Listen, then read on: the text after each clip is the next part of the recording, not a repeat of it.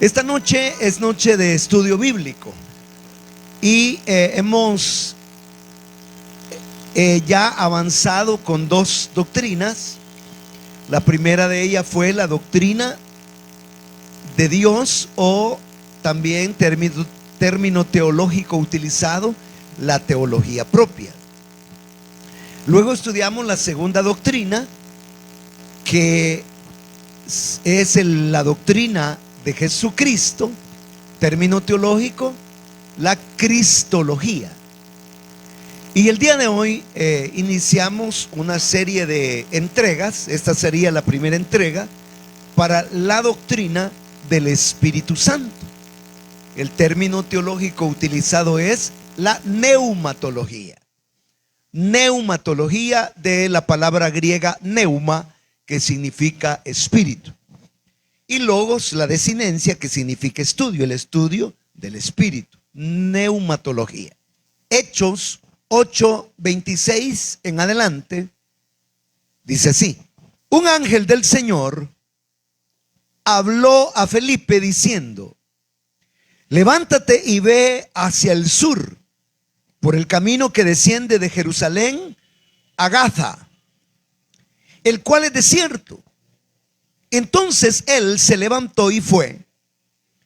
Y sucedió que un etíope eunuco, funcionario de Candace, reina de los etíopes, el cual estaba sobre todos sus tesoros y había venido a Jerusalén para adorar, volvía sentado en su carro y leyendo al profeta Isaías.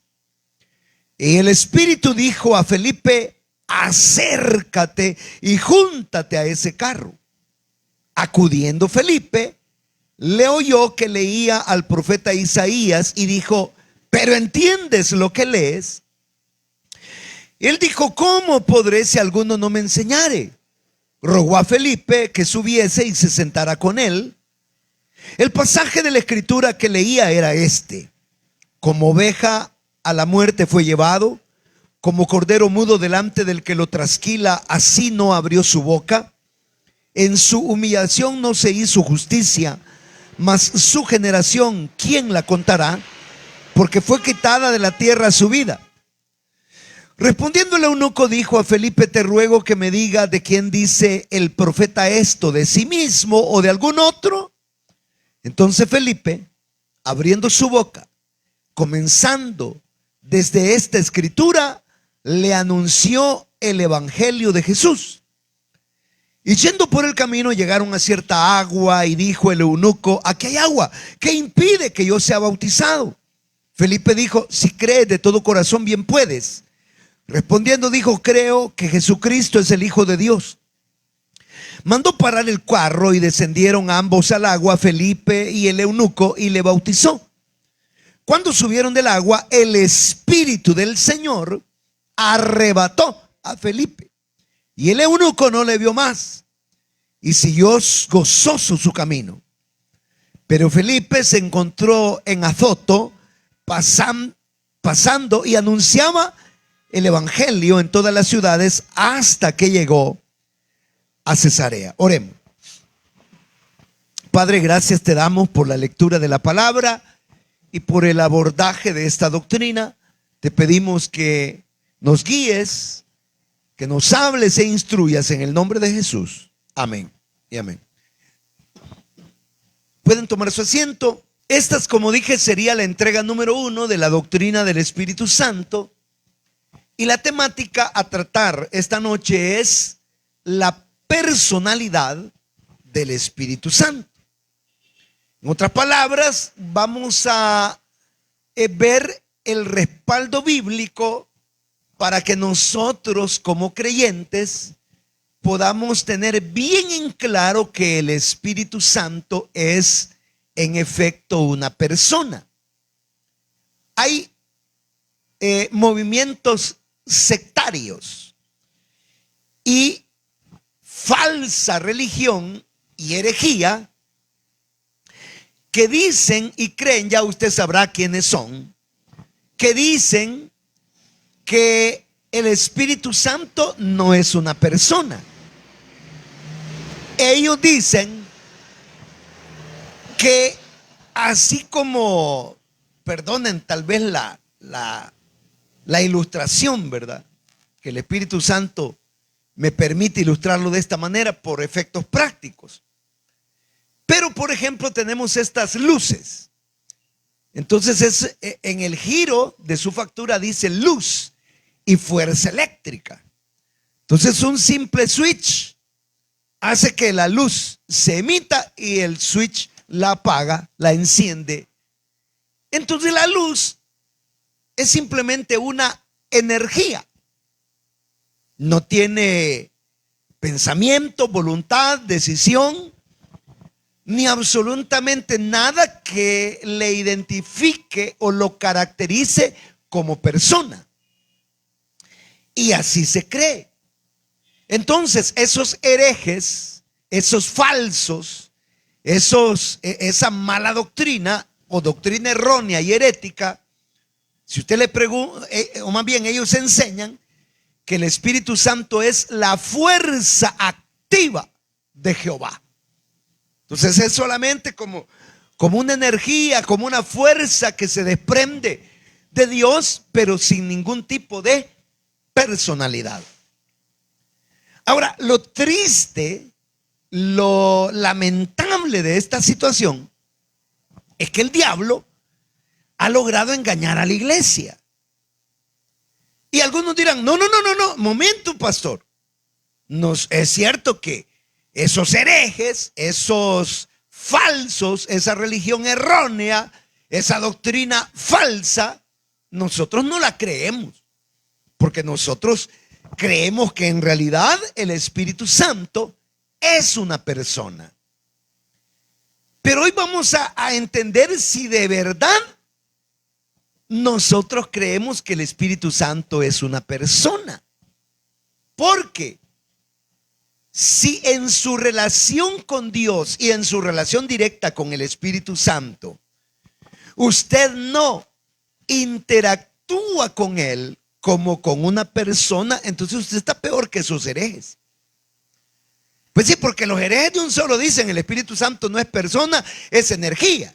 Pero usted dice que es persona y lo trata como energía. Estamos peor, estamos más graves.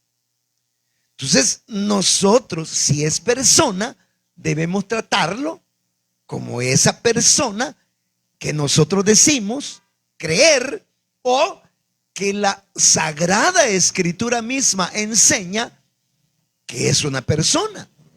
O sea, el hecho de que el Espíritu Santo sea una persona no es solamente para almacenarlo en nuestro credo o en nuestro sistema de creencias religiosas, sino que esta doctrina del Espíritu Santo es para que nosotros realmente vivifiquemos el Evangelio en nuestra vida.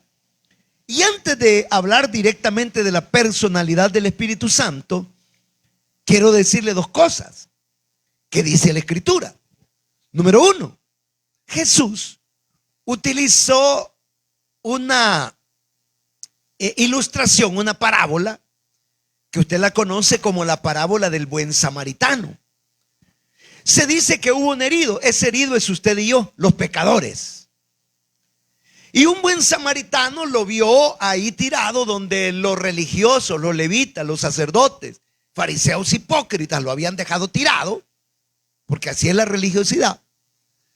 Pero ese buen samaritano lo limpió de sus heridas, lo curó, la suavizó con aceite, lo tomó, lo hizo, lo puso encima de su bestia de carga, cabalgó con él hasta el mesonero o el mesón donde estaba el mesonero. Ese buen samaritano que lo levanta es figura de nuestro amado Señor Jesucristo, que es el que nos limpia las heridas, que nos lava el pecado con su sangre, que nos hace nuevas criaturas a través de su obra perfecta en la cruz del Calvario. Pero cuando lo lleva al mesonero, le dice al mesonero: mesonero, tómalo, lo dejo en tus manos, yo me voy a regresar. Y mientras yo no esté presente, tú lo cuidas. Y te dejo esta plata, te dejo este dinero para que lo atiendas. Y si cuando yo regrese has gastado más de lo que yo te he provisto, entonces ponlo a mi cuenta, yo te lo pago, pero me lo cuidas. Ese mesonero que cuida al herido, al malherido, es figura del Espíritu Santo. Cristo vino para hacer la obra perfecta en la cruz del Calvario. Y nosotros sabemos, año 30 después de Cristo o de nuestra presente era, Cristo muere en la cruz del Calvario. 3 días después resucita. Estuvo durante 40 días apareciéndoseles a los discípulos con pruebas indubitables. Y en el día 40 después de su resurrección es narrado en el libro de los Hechos, capítulo número 1, que Jesús fue alzado. Pero antes de ser alzado, el Señor dijo las siguientes palabras. Dijo: yo me voy, pero no quiero dejarlos huérfanos. No es lo mismo ir solo que llevar a aquel que es responsable de nosotros. Mire, los hijos, cuando andan con papi, con mami, ellos piden: deme otra, deme otra. Ellos saben que el papi paga. Entonces nosotros sabemos que tenemos un Padre Celestial. Y sabemos que estamos bajo el cuidado del Espíritu Santo. Entonces el Señor dijo: yo me voy, pero no los dejo huérfanos. Les conviene que yo me vaya, porque si yo me voy no vendría el Paracleto, palabra griega que se traduce consolador y que significa uno que está al lado del otro, acompañándolo para ayudarlo. Eso es el Espíritu Santo, nuestro compañero del camino, nuestro ayudador. Esa es la palabra Paracleto. Y Cristo dijo: yo me voy, pero cuando me vaya le voy a enviar al Consolador para que esté con ustedes. Entonces déjeme decirle que el Padre nos eligió desde antes de la fundación del mundo. E hicieron el diseño de la salvación. Y el Hijo, siendo Dios, el Logos eterno, encarnó para nacer como hombre, hizo la obra preciosa en la cruz del Calvario, murió, derramó su sangre, entregó su vida, pero resucitó y se fue. Y Esteban, en el capítulo número 7 del libro de los Hechos de los Apóstoles, él dijo: veo los cielos abiertos y veo a Cristo sentado en un trono a la diestra de Dios el Padre. Entonces, ¿dónde está el Padre? Dígamelo. En el cielo, tercer cielo. ¿Dónde está el Hijo? Sentado a la diestra del Padre. Y si el Padre y el Hijo están en el tercer cielo, ¿quién es el que está con nosotros? ¿Quién es el que nos toca, nos consuela, nos atiende, nos ayuda, nos bendice? Es el Espíritu Santo. Ya el samaritano no estaba con el herido, estaba el mesonero. Entonces ya el Señor nos ha dejado en manos del Espíritu. Entonces, desde que usted se convirtió hasta el día de hoy, quien ha estado con usted es el Espíritu Santo. Y es el Espíritu Santo el que lo toca. Usted dice: qué lindo sentir las caricias de Dios, la presencia de Dios. Todo ese mover que usted siente por gracia y por misericordia de Dios, cuando nos ha dado un toque de lo sobrenatural, es el Espíritu Santo el que está con nosotros. Entonces pensemos, ¿lo estamos tratando al Espíritu Santo como persona, o estamos peor que los herejes que dicen que es una fuerza activa, y por ser fuerza activa no le dan personalidad, y por no ser persona no tratan con él como persona? Como dije, El colmo es que nosotros, siendo cristianos y diciendo que no creemos en esa herejía, nosotros defendemos y decimos, no, el Espíritu Santo es persona, pero en realidad lo está tratando como persona. Ese es el punto. Amén. Entonces vamos a ver un par de cosas. Primero, en Romanos capítulo número 8 y verso 27, yo lo voy a leer rapidito. 8:27 de Romanos dice así: mas el que escudriña los corazones sabe cuál es la intención del Espíritu, porque conforme a la voluntad de Dios intercede por los santos. Note, el Espíritu tiene mente. Dígalo conmigo. Tiene mente. Usted tiene mente. Por ahí alguien le dice, sos demente. ¿Y por qué se le dice a alguien que es demente? Porque no piensa, no razona. Son así como los garrobos de San Miguel. Ellos solo se dejan ir y como caigan de panza, solo se inflan, no saben dónde van a caer, son dementes. Pero hay creyentes que nos portamos como dementes, solo nos tiramos. Cuando Dios nos dio mente, pensamiento, raciocinio, para que analicemos, pensemos, y el Espíritu Santo tiene mente. Y con su mente, dice aquí, que escudriña, examina. Quiere decir que, mire cómo es la cosa. ¿Qué dice San Juan 5:39? Los que saben Biblia de memoria: escudriñad las Escrituras, porque a vosotros os parece que en ellas tenéis vida eterna, y ellas son las que dan testimonio de mí. Entonces Dios nos manda a escudriñar la Escritura. ¿Para qué? Para que conozcamos a Dios. Mientras Él quiere que nosotros escudriñemos la Escritura, el Espíritu nos escudriña a nosotros. Pero a nosotros nos vale, como dijo el predicador del día pasado.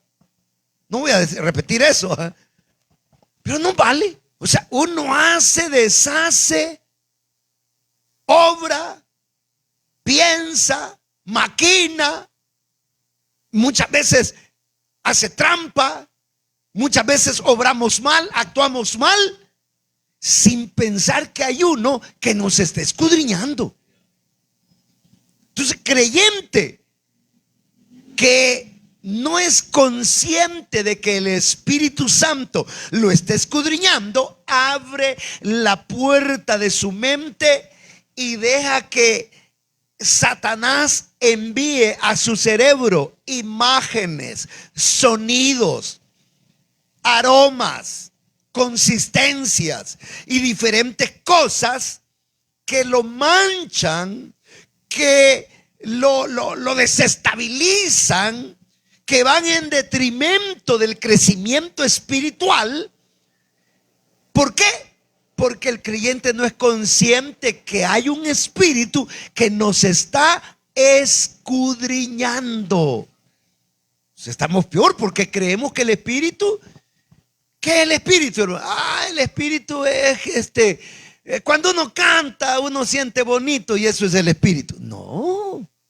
O sea, sí, pero no solo eso, sino que cuando uno está en lo oculto, cuando uno está en lo secreto, cuando uno está en lo íntimo, cuando uno está pensando, maquinando, cuando uno está echando líneas, cuando uno está hilvanando la maldad, en el caso de los malos, ¿verdad?, que van a hacer, el Espíritu ya lo sabe, ya lo ha escudriñado. Cuando Ananías y Zafira dijeron: hagamos trampa, digámosle al apóstol Pedro que nos dieron tanto y salgamos en caballo blanco, pero nosotros sabemos que hemos hecho trampa y vamos a mantener en oculto esto. Pedro le dijo a Ananías y a Zafira: ustedes a Dios le han mentido, con el Espíritu Santo han querido jugar, al Espíritu le han mentido. Entonces, creyente inconsciente, creyente que piensa que nadie lo ve, que nadie lo escudriña, que nadie toma cuenta de sus actos, que nadie conoce ni sabe lo que hace en oculto, lo que piensa, lo que maquina, la maldad, los pensamientos y todo ello, está tratando al espíritu como que fuera una energillita. No, el espíritu no se escudriña. Y antes de que nosotros hablemos, Él ya sabe lo que hay en el corazón. Antes de que uno salga con su domingo 7, el espíritu ya lo sabe. Ese domingo 7 ya lo andabas ahí, papá. Hace rato que lo andabas ahí. Él no se escudriña. Bendito Dios que es Él el que nos escudriña. Nadie más puede hacerlo. O sea, no, un padre aprende por conducta, por experiencia, por intuición, a predecir lo que un hijo está pensando, está maquinando, pero por muy cercano que uno sea, uno no logra saber lo que el otro está pensando. Hay gente que sí tiene una gran imaginación, ¿verdad? Y al otro le dice, ya sé lo que estás pensando. Tienen el poder de leer la mente. Yo te vi con estos ojos y te vi que hiciste tal gesto y ya sé lo que pensaste. Está raro eso, ¿verdad? Si el único que escudriña es el Espíritu Santo. Él es el único que sabe lo que uno piensa, lo que uno medita, lo que uno cree, lo que hay adentro de uno, solo Él lo conoce. Entonces, como solo Él lo conoce, Él es el que da testimonio de lo que nosotros tenemos. Pero nuestro privilegio, glorioso privilegio, es saber que todo cuanto soy, todo cuanto hablo, cuanto creo, cuanto pienso, cuanto proyecto, está al escrutinio del Espíritu Santo. Es decir, el Espíritu Santo está ahí, presente, midiendo, calificando, está presente, sancionando si lo que hay en nosotros es bueno, si lo que hay en nosotros es malo.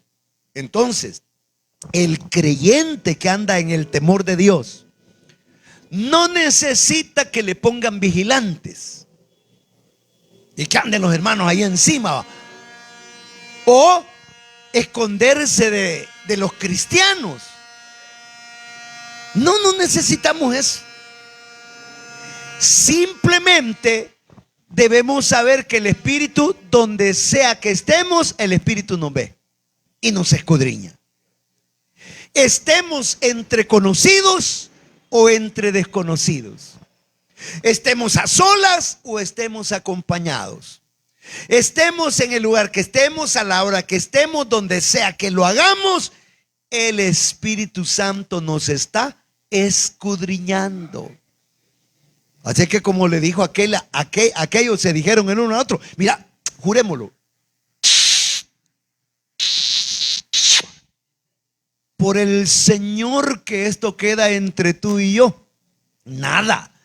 Y el Espíritu lo escudriñó. Y el Espíritu Santo se reserva el derecho de sacarle los trapos al sol a cualquiera. Y ahí no importa ni privilegios, ni tiempo de estar en la iglesia, nada. Entonces nosotros debemos saber que el Espíritu escudriña. Amén. El Espíritu escudriña, es persona, piensa, analiza, mide. El Espíritu está ahí, calificando nuestro proceder, nuestra acción. Pero ¿qué más dice la Escritura del Espíritu? 1 Corintios capítulo número 2, adelantito, 1 Corintios capítulo 2, versos 9 y 10 dicen así: antes bien, como está escrito, cosas que ojo no vio, ni oído oyó, ni han subido en corazón de hombre, son las que Dios ha preparado para los que le aman. Pero Dios nos las reveló a nosotros por el Espíritu. Porque el Espíritu todo lo escudriña, aún lo profundo de Dios. Aleluya. Ya sabía usted que el Espíritu Santo lo escudriña y le puede dar gracias al Señor por eso. Hay que darle gracias. Señor, gracias. Escudriña mi mente, escudriña mi corazón. Hay una canción vieja, viejísima de antaño, que ya no se canta en las iglesias. Antes la cantábamos, pero dice más o menos así. Ya cantada suena bonito, así es que perdóneme la tonada. Pero dice así: mi corazón, oh, examina hoy mis pensamientos, prueba, oh Señor, ve si en mí impiedades hay, mas por sendas rectas guíame por tu amor. Entonces, ¿cuál es lo lindo de esto? Que cuando uno se tuerce, ese espíritu que lo escudriña, lo echa de regreso al surco. Y es feo cuando el surco va todo torcido, hermano. O cuando se salen del surco. Pero el Espíritu nos mantiene alineados. Entonces demos gracias a Dios. Si el Espíritu no nos escudriñara y si el Espíritu Santo no nos mantuviera alineados, en vez de echar líneas rectas en el surco, seríamos, como dice el jueguito de los niños, tripachup. Unas rayas y unas líneas que hacen una enredadera y enredados unos con otros. Bendito Dios que el Espíritu nos escudriña. Y el Espíritu, por mucho que uno quiera torcerse, lo echa de nuevo al surco, a la línea recta. Bendito el Señor por eso. Ahora, dice la palabra del Señor, 1 Corintios 12, vamos a ir más adelante, versículo 11 dice: pero estas cosas las hace uno y el mismo Espíritu, repartiendo a cada uno en particular como Él quiere. Diga, como Él quiere. Quiere decir que el Espíritu Santo tiene voluntad. Voluntad, y reparte como Él quiere. El Espíritu reparte de acuerdo a su soberana voluntad, reparte como Él quiere. Y mire cómo es la cuestión a veces. Nosotros con lo que Él nos ha dado a nosotros no nos conformamos. Y con lo que Él le repartió a otro, eso es lo que queremos. Y uno dice, ese don, ese talento, esa bendición, eso es lo que yo quiero para mí, Señor. Y hasta le reclamamos: Señor, ¿y por qué aquel? ¿Y por qué aquella? Le ha dado esto, le ha dado aquí, le ha dado allá. Él reparte como quiere. Él hizo al rico, Él hizo al pobre. Él sabe a quién le da dinero, a quién le quita dinero, a quien le da salud, a quien le quita la salud y permite una enfermedad. Él reparte como Él quiere. Entonces, no envidie nada de lo que otro tenga de parte de Dios, sino que uno no es conformismo. No, porque conformistas no debemos ser. Al contrario, si el Señor nos abre la puerta de la prosperidad, prosperemos en el nombre del Señor, pero sin trampa, con justicia, con amor y misericordia. Pero hay que prosperar en la bendición que Dios nos da a nosotros, a cada uno. Entonces nosotros debemos aceptar lo que Dios nos ha dado a nosotros. ¿A usted qué le ha dado el Señor, hermano? Algunos tienen un espíritu de sabiduría y son calidad para consejeros, pero no todos. Algunos cantan como ángeles, pero no todos. Otros predican de manera tal que se les hace fácil explicar aún lo más difícil de la doctrina. Pero esa manera de explicar, de predicar y de exponer la palabra de Dios tan vehemente y tan lindo, no todos lo tenemos. Entonces yo tengo que descubrir qué es lo que Dios me ha dado a mí, qué le ha dado a usted, hermano. Y eso que le ha dado es lo que Dios quiere darle. Y eso que Dios le ha dado es lo que usted necesita. Y eso que Dios le ha dado es lo que también necesita su familia. Y eso que Dios a usted le ha dado es lo que usted puede aportar dentro del cuerpo de Cristo. Eso es lo que debemos aportar. Y si no, veamos los dones de la gracia. ¿Qué dice? Esos dones de la gracia se encuentran en Romanos capítulo número 12. Mire, Romanos capítulo 12 dice así. Aleluya. Dice, verso 6. De manera que teniendo diferentes dones según la gracia que nos es dada, si el de profecía, úsese conforme a la medida de la fe, o si de servicio, en servir, o el que enseña en la enseñanza, o el que exhorta en la exhortación, el que reparte con liberalidad, el que preside con solicitud, el que hace misericordia con alegría. Es decir, que cada uno ha recibido algo de Dios, y eso que ha recibido, eso es lo que le tiene que aportar a la iglesia, al cuerpo de Cristo. Entonces, hay quienes son lindos para presidir un culto, una ceremonia, un evento. Otros serán especiales para cantar, otros para tocar un instrumento, otros para el servicio en sus diferentes departamentos y áreas, otros aportarán economía y le inyectarán patrocinio y bendición a los grandes proyectos misioneros de la obra, otros aportarán su don para predicar o para enseñar. Cada uno tiene que saber qué es lo que Dios le ha dado, y eso que le ha dado, ponerlo al servicio del Señor en pro de la gran comisión y en pro del crecimiento personal, familiar y de la iglesia. Amén. Entonces, Él reparte como Él quiere. Ahora, no es malo pedirle: Señor, a mí ya me diste, pero yo quiero más. Dame más. Y usted puede pedirle al Señor que le dé algo más, aparte de lo que ya recibió del Señor. Y Dios, qué bueno cuando nosotros pedimos algo que no va en contra de su voluntad, o que no choca, no antagoniza con su proyecto en nosotros. Él nos lo da, Él nos bendice. Tiene voluntad. O sea, si el Espíritu fuera una fuerza, una energía, no tendría voluntad.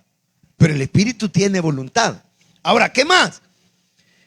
En Hechos capítulo 16, versos 6 y 7, dice lo siguiente: y atravesando Frigia y la provincia de Galacia, les fue prohibido por el Espíritu Santo hablar la palabra en Asia.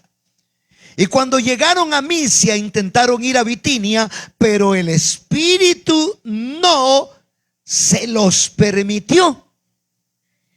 Pero el verso 10 dice: cuando vio la visión, enseguida procuramos partir para Macedonia, dando por cierto que Dios nos llamaba para que les anunciásemos el evangelio. Entonces, el Espíritu Santo permite, y el Espíritu Santo también prohíbe. Permite y prohíbe. El apóstol Pablo quería ir a hacer la obra a Bitinia, y el Espíritu Santo le dijo: no, no vas. A veces el Espíritu Santo, por muy bonito que pinte el proyecto, Él dice: no. Señor, yo quiero abrir esta puerta. No la abrás. Pero es que me gusta. No la abrás. Es que siento que es el momento. No lo abrás, no lo hagas. El Espíritu prohíbe. Quiero tomar esto. Eso no. Pero yo lo quiero. Eso no. Lo quiero. No. Él dice que no. Y a veces Él dice sí. Entonces permite y prohíbe. Ahora, si yo pregunto, ¿ha sentido usted la luz verde del Espíritu Santo o la luz roja del Espíritu Santo en su vida? ¿Ya ha sentido cuando usted dice, voy a hacer esto, voy a viajar, voy a caminar, voy a comprar, voy a vender, voy a hacer aquí, voy a hacer allá, voy a entablar esta alianza, este negocio con esta persona, X, Y, Z, y el Espíritu Santo le pone, no lo hagas, no lo hagas, no lo hagas? El Espíritu Santo prohíbe. Y a veces el mismo Espíritu impulsa y dice, hace esto. Y uno dice, no, hacelo. Hacelo. Les voy a contar algo. Les voy a dar, no sé qué, pero es verdad lo que les voy a contar.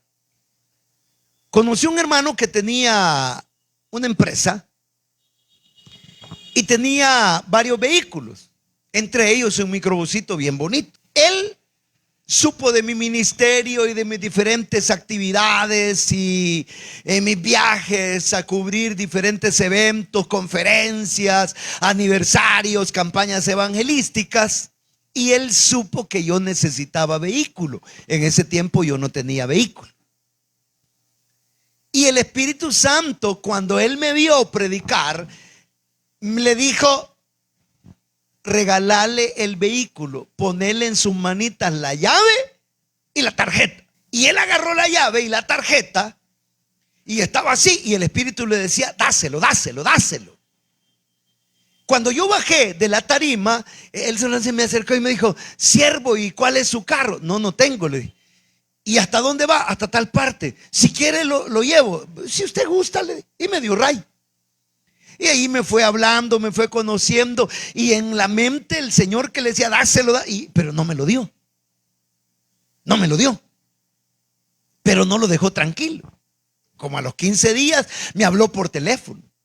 Y me dijo, hermano, me dijo, quiero preguntarle algo. ¿Y usted qué tan seguido usa carro? Me dijo.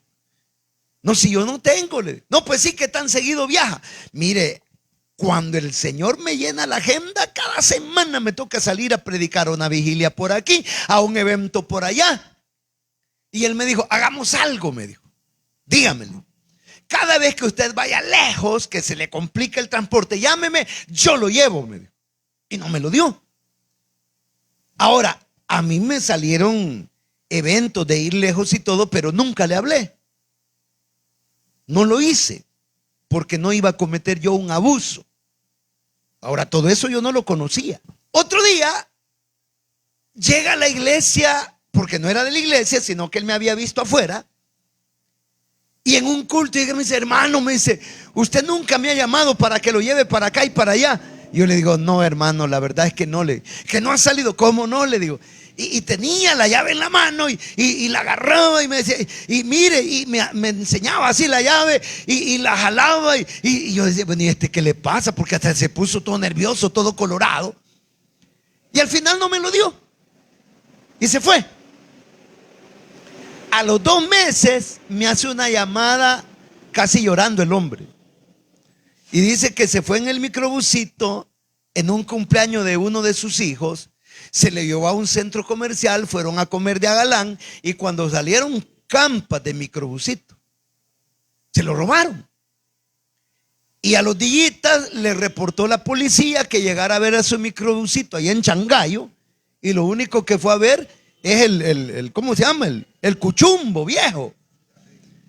Ya totalmente desmantelado. Y hasta entonces me dijo, ese carro era suyo, me dijo. Va a creer, hermano, hasta entonces me dice, ese carro el Señor me había dicho que se lo diera. Pero él no quiso. Como no me lo quiso dar, el Señor se lo quitó. Ahora, cuando este hombre hizo, yo no supe nada de eso, hermano, sino que él me vino a contar todo eso hasta que ya el Señor se lo había quitado. Mejor ni me hubiera contado, ¿verdad? Pero por algo me lo contó. Porque sirve como una ilustración para esto. Hay cosas que el Señor le dice hacerlos y hay cosas que el Señor le dice no lo hagas. El Señor permite y el Señor prohíbe. Es un aspecto más de su personalidad. Entonces, cuando usted siente que ya ha sentido que el Espíritu le está prohibiendo algo, algunos que son, como decimos por aquí, patechucho, que no podemos estar tranquilos en la casa, sino que queremos andar vagando, y el Señor le dice: no salgas, quédate ahí, no salgas. Él sabe de que nos libra. Y después uno se da cuenta de tragedias, de accidentes, de fenómenos naturales, X, Y, Z, y uno dice: gracias, Señor. Él prohíbe y Él también permite. Él prohíbe y Él permite. Cuando Él le prohíba, deténgase. Cuando Él le permita, dele con todo. Esto es como el semáforo: si está en rojo, no se pase. Y si se pasa, prepárese, porque va a ir a dejar los dientes sembrados en un poste. Pero si el Señor le enciende la luz verde, en el nombre del Señor usted vaya, porque el Espíritu Santo le ha dado la luz verde para respaldarlo y bendecirlo. Ahora, yo no sabía eso. Yo he sido como el garrobo, yo solo me tiro. O sea, no ha comprendido que el Espíritu Santo es una excelente persona, una linda persona, una bella persona que sabe detenernos y sabe también impulsarnos. ¿Qué dice de Jesús? Capítulo 4 de Lucas. Jesús fue llevado por el Espíritu al desierto. Y en el 4 dice: Jesús volvió en el poder del Espíritu. Es decir, el Espíritu lo llevaba, el Espíritu lo traía, el Espíritu le permitía, el Espíritu lo impulsaba, el Espíritu también lo detenía. Es decir, hay que andar con el Espíritu Santo. Ahora, algo más. Dice la palabra, Hechos 8:29, que dijimos, el Espíritu habla. Le habló a Felipe. En el capítulo 10 de Hechos, le habló a Pedro, cuando Pedro estaba en casa de un tal Simón que se dedicaba a curtir pieles. Y allí el Espíritu Santo, mientras él oraba, le habló y le dijo: mira, van a venir unas personas de parte de un tal Cornelio de allá de la ciudad de Cesarea a acompañarlo. El Espíritu Santo le habló a Cornelio. También a Pedro, en casa del Simón curtidor, para ir a donde Cornelio. También en Hechos 13:2 dice que estaban algunos ancianos, maestros y profetas, cuando el Espíritu Santo les habló y les dijo: apártenme a Bernabé y a Saulo para la obra a la cual los he enviado. Y en los capítulos 2 y 3 del Apocalipsis dice: el Espíritu Santo habló diciendo: escribe al ángel de tal iglesia, y dice: el que tiene oído, oiga lo que el Espíritu Santo dice a las iglesias. Entonces el Espíritu Santo habla. Quiere decir que el Espíritu Santo nos aconseja, nos instruye, nos habla. Ahora la pregunta es: ¿a usted, mi hermano, el Espíritu Santo le habla o no le habla? Porque el Espíritu Santo habla. Y habla a través de diferentes, a veces habla por medio de sueños.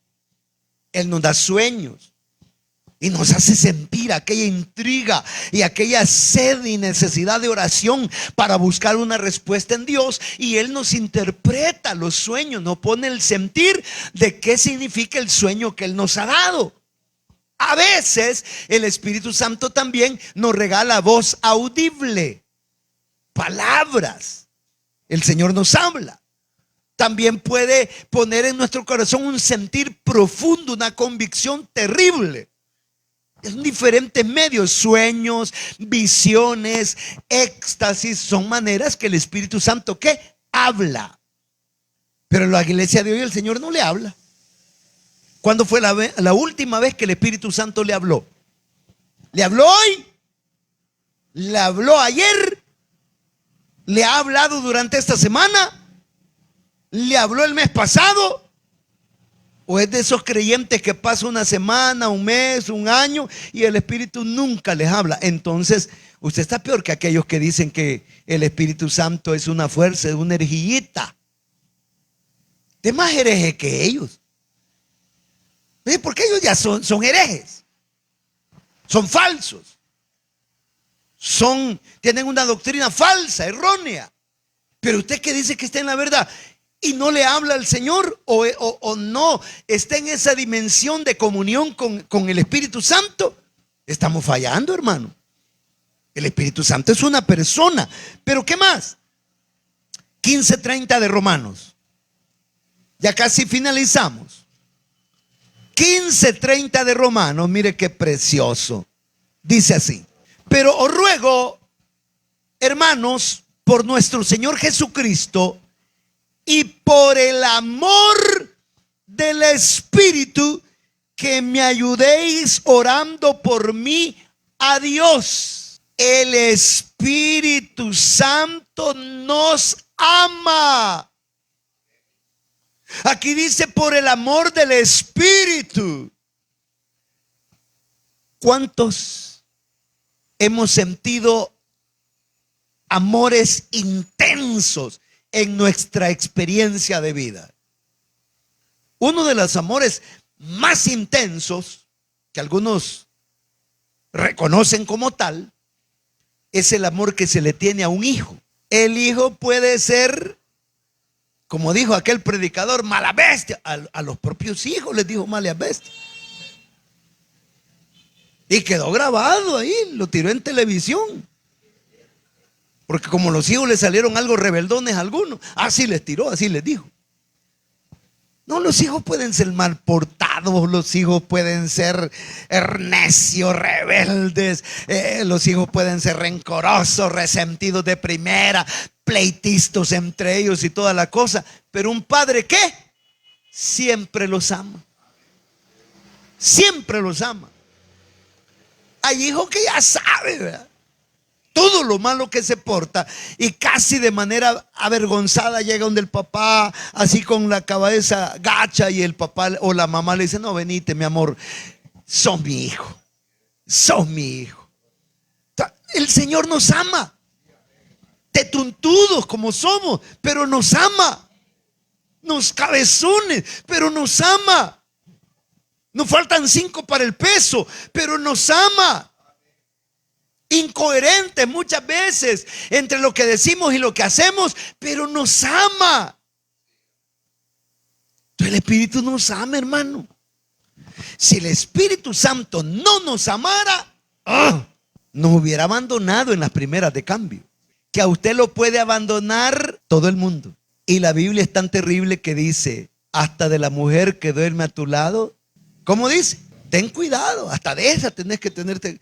Es decir, que en la vida común de mundo y todo, lo que el Señor quiere decirnos es que todo se vuelve, como dijera, confiable si el Espíritu Santo está ahí. Si el Espíritu Santo está ahí, entonces confiemos a ciegas, porque el Espíritu está ahí. Si el Espíritu está en el hombre, en la mujer, en los hijos, en los padres, eso va a funcionar porque ahí está el Espíritu. Y cuando todos abandonen, el que jamás lo va a abandonar a usted es el Espíritu Santo. Así que el creyente no tiene por qué sentirse solo. Fíjese que el que no tiene a Cristo vive sin Dios y sin esperanza. Él puede estar en medio de todo el familión y aún ahí se siente solo. Pero el que tiene esa comunión con el Espíritu puede que esté solo, pero él se siente acompañado por el Espíritu.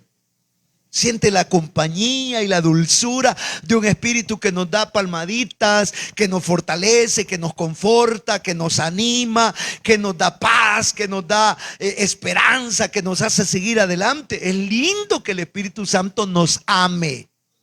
Y el Espíritu Santo nos ama. Pero ¿qué más? Casi finalizo. Efesios 4:30, aquí prepárese. Efesios 4:30, la Biblia dice, voy a leer desde el 27. Y quizás desde antes, del 25 dice así: por lo cual, desechando la mentira, hablad verdad cada uno con su prójimo, porque somos miembros los unos de los otros. Airaos, pero no pequéis.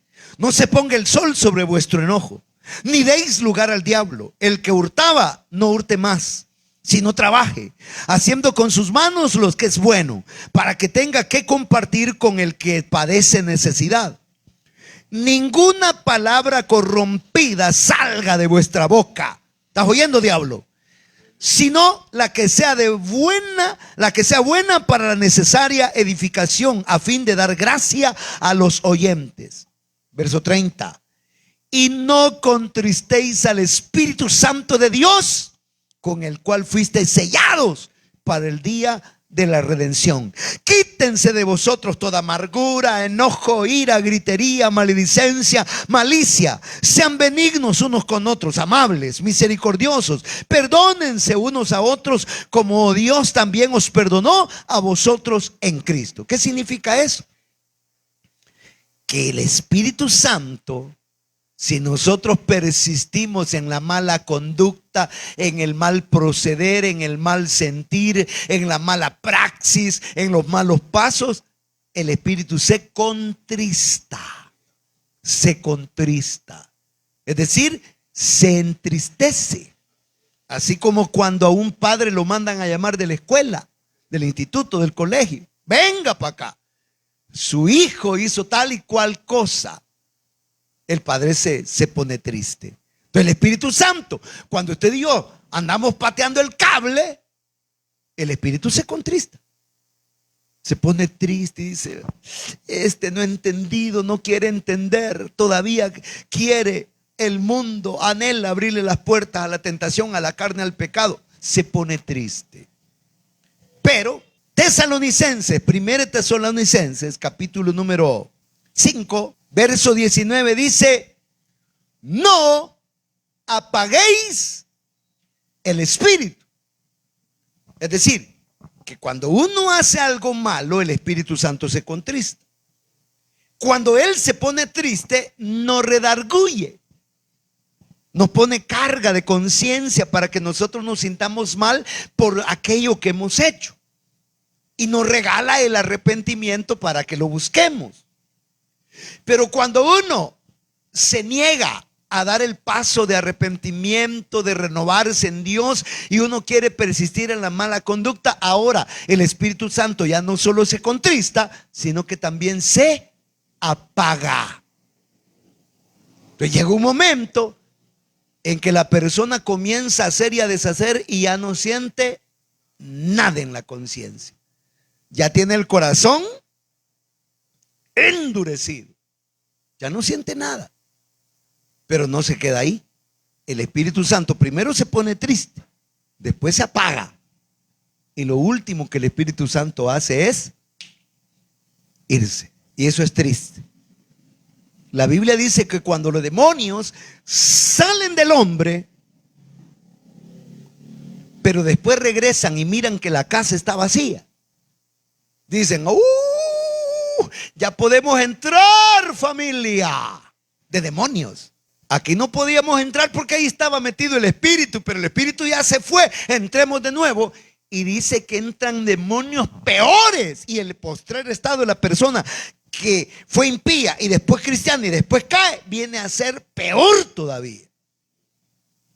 Todo por no comprender que el Espíritu Santo es una persona.